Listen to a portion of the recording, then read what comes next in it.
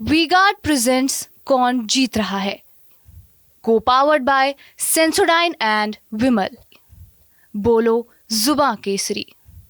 लोकतंत्र में राजा रानी के पेट से पैदा नहीं होता, ईवीएम के बटन से पैदा होता है।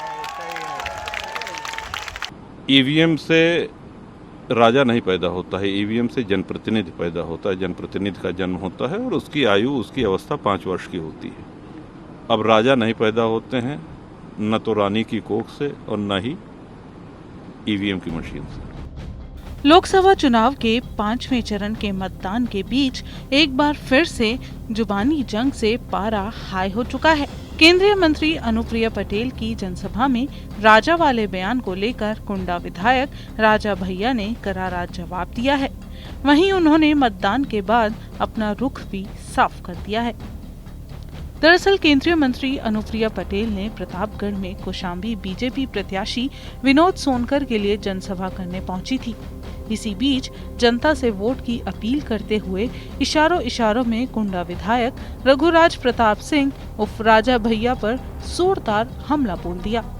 अनुप्रिया पटेल ने अपने बयान में कहा था कि लोकतंत्र में राजा रानी के पेट से पैदा नहीं होता, ईवीएम के बटन से पैदा होता है।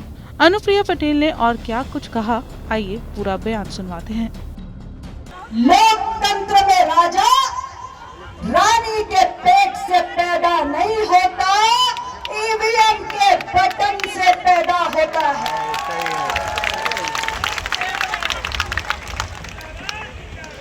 तो ऐसे स्वघोषित राजाओं को जिन्हें लगता है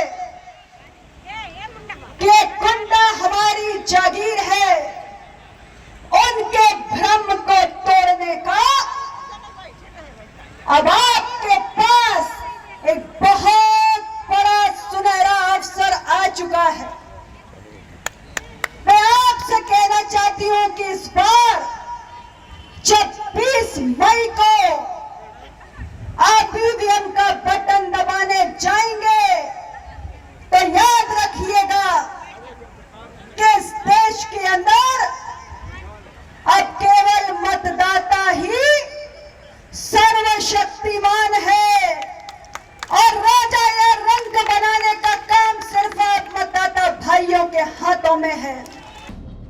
वहीं रघुराज प्रताप सिंह उर्फ राजा भैया ने पोलिंग बूथ पर पहुंचकर मतदान किया और मीडिया के सामने अनुप्रिया पटेल के राजा वाले बयान पर पलटवार करते हुए कहा कि उनका बयान अनावश्यक था।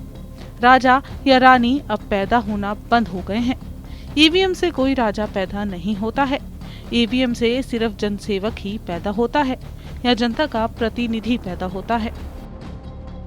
वो बयान अनावश्यक था, उसकी कोई आवश्यकता नहीं थी देने की। और ईवीएम से राजा नहीं पैदा होता है, ईवीएम से जनसेवक पैदा होता है, ईवीएम से जनप्रतिनिधि पैदा होता है और उसकी आयु 5 वर्ष की होती है।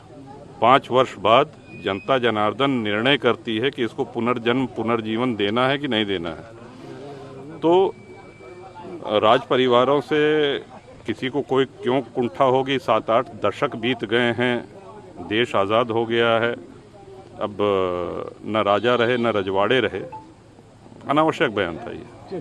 क्या सरकार बन रही है केंद्र में? राजा साहब, बता दें कि बीते दिनों राजा भैया ने अपनी मीटिंग बुलाई थी और हजारों समर्थकों के बीच राजा भैया ने लोकसभा चुनाव में किसी का समर्थन नहीं करने का ऐलान किया था, जबकि भारतीय जनता पार्टी ने राजा भैया से अपने प्रत्याशी के लिए समर्थन मांगा था। तब उन्होंने अपने समर्थकों से अपने मन से वोट डालने की अपील की थी। वी-गार्ड प्रेजेंट्स कौन जीत रहा है, को पावर्ड बाय सेंसोडाइन एंड विमल। बोलो जुबां केसरी।